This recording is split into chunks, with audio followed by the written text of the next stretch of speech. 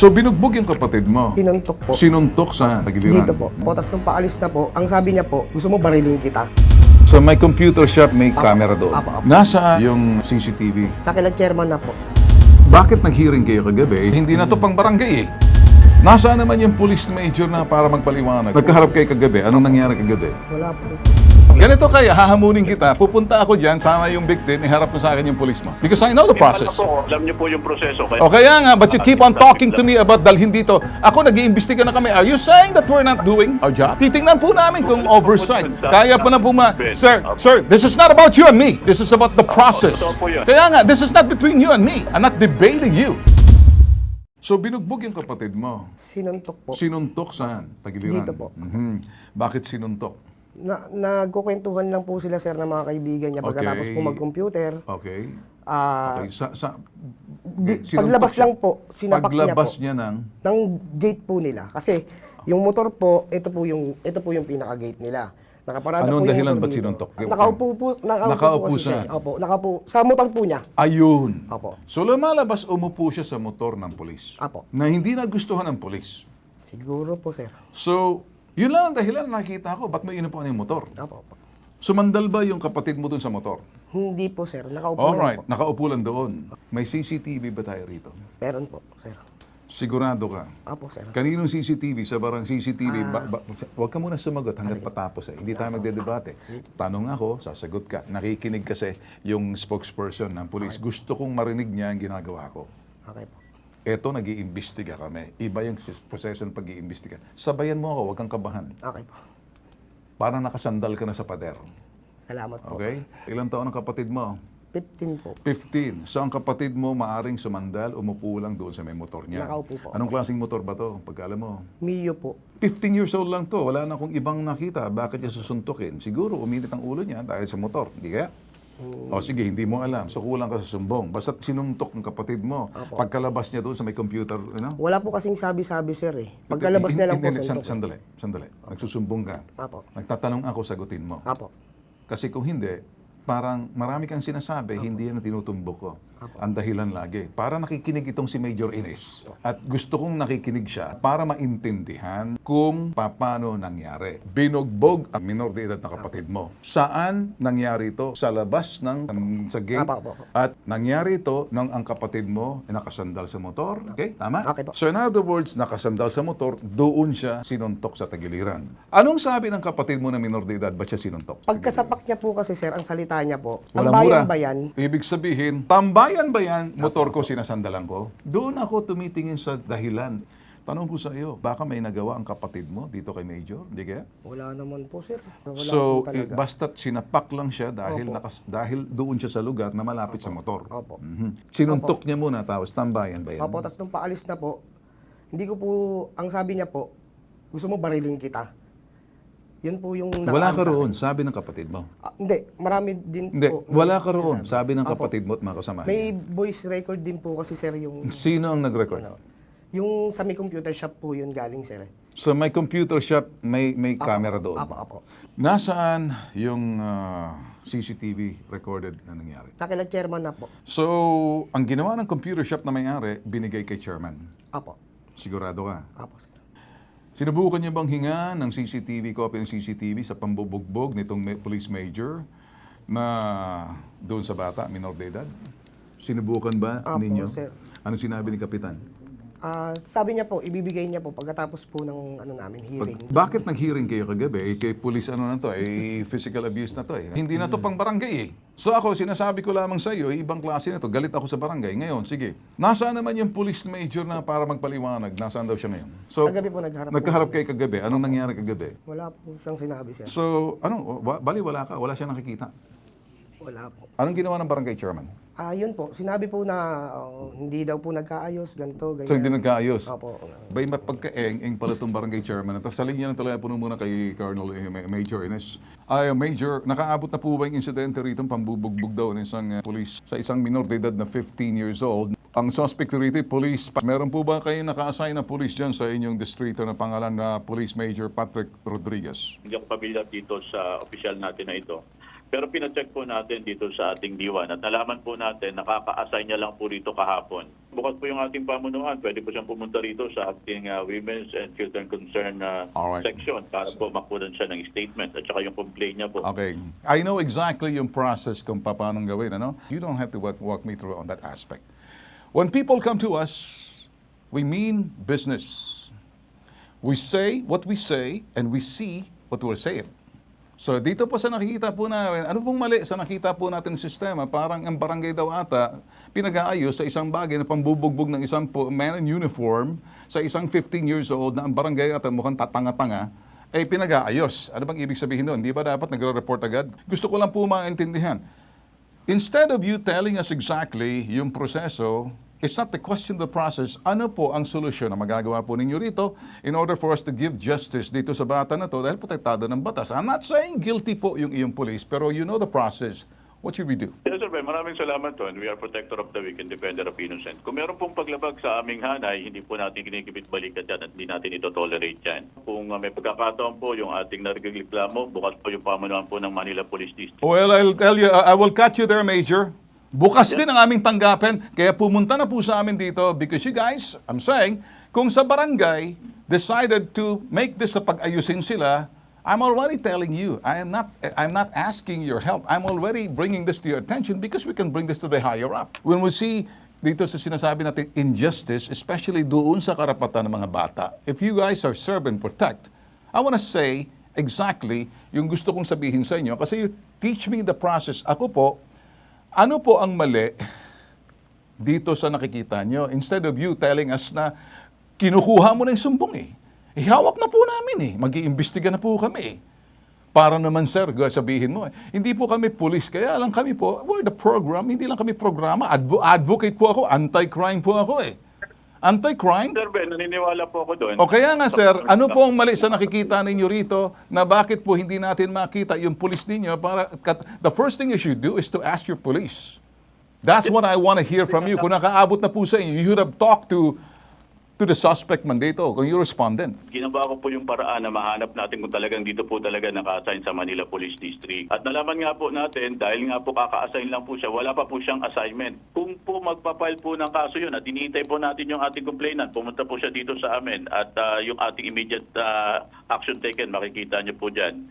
At yun naman po yung inihiling natin dyan. At kung sakali po, makikita po natin na meron po talagang higting bigat yung kanyang reklamo, dadalhin po natin yan sa tanggapan ng Taga-Usig sa lungsod ng Maynila. At hindi lamang po yun, kaakibat din po nun yung kasong administratibo laban dito sa polis na ito.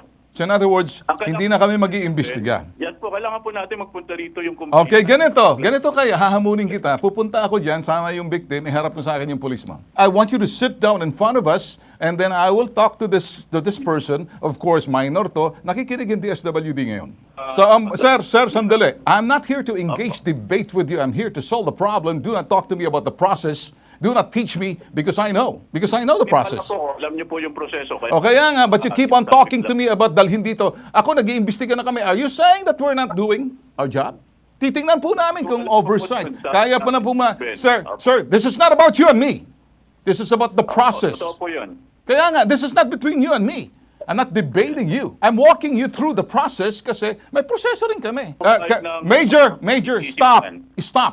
Take two ka na sa amin, especially yung hindi mo pag-amin dun sa aming segment na sinasabi mo you're doing the right job and everybody's saying yung nakulong, yung pinapress ko ninyo, ikaw yung spokesperson, nagsalita eh. So hindi pa tayo tapos doon. Ito na naman ang process mo. So itong gusto ko lang maintindihan mo para lahat, ano? Attorney Batas Mauricio, go ahead. Ang nakikita ko pong mali ay yung pong hindi kaagad kumilos ito pong ating panauhin para magkaroon ng pagpapakita na kanyang ginamit ng kanyang kapangyarihan bilang superior officer. Binabanggit po natin sa ilalim ng Civil Service Rules and Regulations, sa ilalim ng Ombudsman Act, nakalagay po dyan ang kanyang kapangyarihan bilang punong opisyal ng isang kanyang nasasakupan na mabigat ang ebidensya ng pagkakamali o paggawa ng krimen. Karapatan po siyang magpataw agad ng preventive suspension. Sagot niyo po, Attorney Major. Yes, unang-una magandang umaga po kay Attorney Batas Mauricio. Gusto ko lang paalam kay Attorney Mauricio na ito pong pulis na ito ay kaka-assign lang po sa Manila Police District from Northern Police District. At yun naman po ang iniigo kay Sir Ben kanina, kung meron pong nagrereklamo, maaari po nating papuntahin dito at makuna namin siya ng statement para po makapag-file siya ng kasong kriminal. At nabanggit ko rin po, kung makakakita po ng higting bigat, ay dadalhin po ito sa tanggapan ng Taga-Usig sa lungsod ng Maynila. Kaakibat na rin po rito yung kasong administratibo. Meron daw pong CCTV ang computer shop na nakita po sa pananakit umano ng police major doon sa bata. Bakit hindi po natin makuha yun doon? Siguro baka pwede nyo pong tawagin yung barangay chairman. Mahalaga yun eh. Kasi yun, nakita raw sa CCTV sa harap ng computer shop ng pambubugbog. Yung sinasabing panggulpe din sa tagiliran, hindi pa sinusurrender ng barangay dahil gusto na mag-ayos ata. Ano sa palagay mo mali doon, Major? Tama po kayo, Dr. Ben. Makakatulong sa atin yung kuha ng CCTV para doon sa ating pag-iimbestiga. At kung mabibigay sa atin yan ng barangay na nakakasakop doon, much better po. Kasi hawakan po, gagamitin po nating ebidensya yan at titignan po natin yung CCTV na yan. Kung yan po ba ay kopya ng barangay o kopya po ng pribadong individual. Attorney Batas Mauricio, kung sakaling mapatunayan namin na ang barangay chairman ayaw ibigay yung CCTV dahil gusto niya mag-ayos muna doon, alam niyo, physical injury to attorney, ano? Do you think may play dito ang barangay like obstruction of justice? Pwedeng masampa ng ganyan dahil ayaw ibigay kasi gusto niya ata pag ayusin. Wala naman nangyayari. Attorney. Tama po kayo. Obstruction of justice, yan po ay pagpigil sa malayang pagdaloy ng sistema ng katarungan at pinaparusahan po yan. At karagdagan po dyan, graft and corruption po yan may tuturing katiwalian sa ilalim ng Republic Act 3019. Pagbibigay ng hindi makatwirang pinsala doon po sa menor de edad na nabugbog, na nakunan ng video tapos pinagkakait ang ebidensya, at pagbibigay ng hindi makatwirang pabor doon naman po sa police major na sangkot. Doon pa lang, pinapresenta ko na kay Major because they can do, siguro, to start the investigation instead of going to the headquarters. Why can't the police do that, Attorney? Again, you can answer this, Police Major Ines. Why can't you do the fact-finding or sinasabing motopropyo na lang? Tama po kayo doon sa tinuran nyo na yan. Lahat po yung gagawin natin. Siguro ikaw, Police Major Ines, pwede mong tawagan, sabihin mo tumawag na rito ang bitag to surrender it so you can start the investigation or we can go there to investigate. Gagawa kami ng aming, the same investigation na ginagawa namin, the investigative media. Attorney, may gusto lang akong tanungin, no? Kasi ito yung Opo. statement actually ng barangay captain na kung saan sinubukan natin ito tawagan pero hindi raw siya makasagot dahil busy daw lahat ng barangay ngayon. Yun ang kanya naging sagot, Attorney. Yan ang una niyang statement. Ngayon, meron din kaming prior information na tinawagan ng aming staff itong kapitan. Ngayon, ang sabi na lang niya regarding sa issue, he refuses to give his comment. No comment. The said situation about sa CCTV and all the said issue. Pero naghihiring sila pero he refuses to talk about it daw. Samantalang yung mismong tao na complainant nila nandito sa atin. Anong masasabi natin dyan, Attorney Batas? May maliwanag po na bahagi po yan, again, ng pagpipigil sa pagdaloy, malayang pagdaloy ng sistema ng katarungan. Obstruction of justice din po yan. Bakit po obstruction of justice? Official po siya ng gobyerno. Pinagkatiwalaan po siya ng ebidensya dahil sa kanyang posisyon bilang barangay captain. So, ang dami pong paglabag ni Kapitan dyan at maaari po yun ang dahilan kaya ayaw niyang humarap. Ano po masasagot ng ating DILG dito? Tsaka ayaw din sumagot, ayaw din magbigay ng statement. Oo. Sir, dagdag information lang in addition dun sa mga nabanggit nila Attorney Batas. Kapag ang isang government official kasi ang nag-commit ng isang wrong or ng offense, liable siya for three. Meron tayong threefold liability rule. Pwede siyang maging liable criminally, civilly. Pangatlo, pwedeng mag-file ng administrative complaint against that hearing government official. Okay. So in this particular case, kung talagang may misconduct on the part ng PNP, hindi siya pwedeng i-subject to compromise. Kasi Yes. ang pinag-uusapan natin dito is Okay. yung Sir, professional to clarify lang, performance no, niya. Attorney, sorry. Yung compromise meaning mediation at hearing sa barangay. Tama po ba?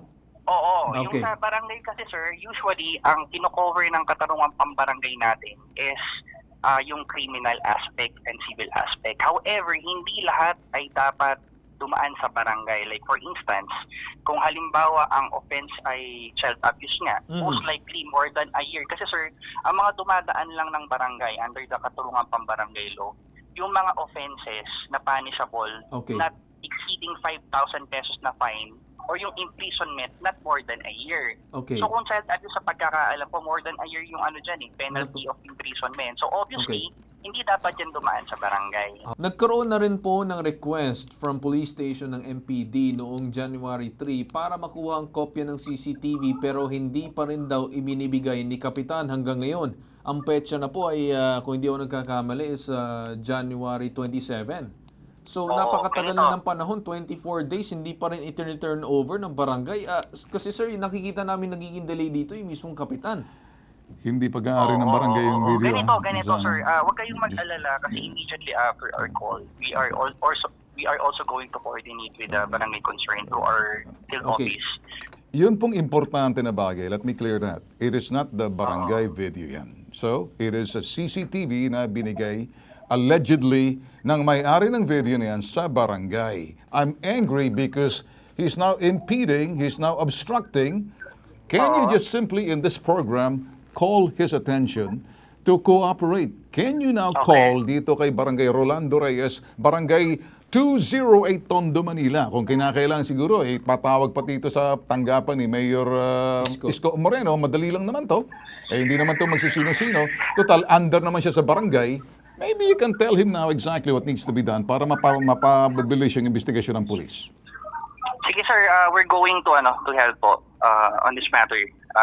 We're going to update again po yung sila Mar about dun sa mga magiging update namin. Pero immediately after our call, gagawa na ho kami ng memorandum for the barangay para i-address tong matter na to. Okay, Major Ines, ganito na lang. We will help facilitate. We will now come in and investigate this and even go to the house doon sa barangay lugar nila. And we will now ask even pati yung may-ari ng CCTV. Sa amin, Major, we may have, we may medyo magkasalungatan nga siguro ng ating mga pananaw. Pero at the end, there will always be a common ground for solution. Siguro at this point, ako po nagpapasalamat sa inyo and your cooperation will be coming in. And thank you so much. Expect our investigators to come right in para mag-imbestiga po rito. Police Major Ines, thank you so much. Yes, Sir Ben. Sir Ben, maraming salamat. At makakaasa po kayo doon sa kaget nating tulong dito sa ating nagrereklamo. Police Major Patrick Rodriguez, makinig ka. Kami mananawagan sa iyo at ang kaya mo lang pala bugbugin mga bata, di ka pwede makaligtas pag pumasok na ang bitag. Itaga mo sa bato. Itaga mo sa bato. Itanim mo sa lupa, tutubo yung aming mga ginagawa. Nilalabas lang po namin katotohanan. Sasabihin po namin katotohanan. Hahanapin po namin katotohanan. Pero pag ako na po'y pumasok dyan, advocate na po ako, anti-crime advocate, anti-crime, anti-corruption, iba na po yung tsapang dala-dala ko. Oh, Patrick Rodriguez, nananawagan ako. So, well, we'll see each other. Antayin mo kami.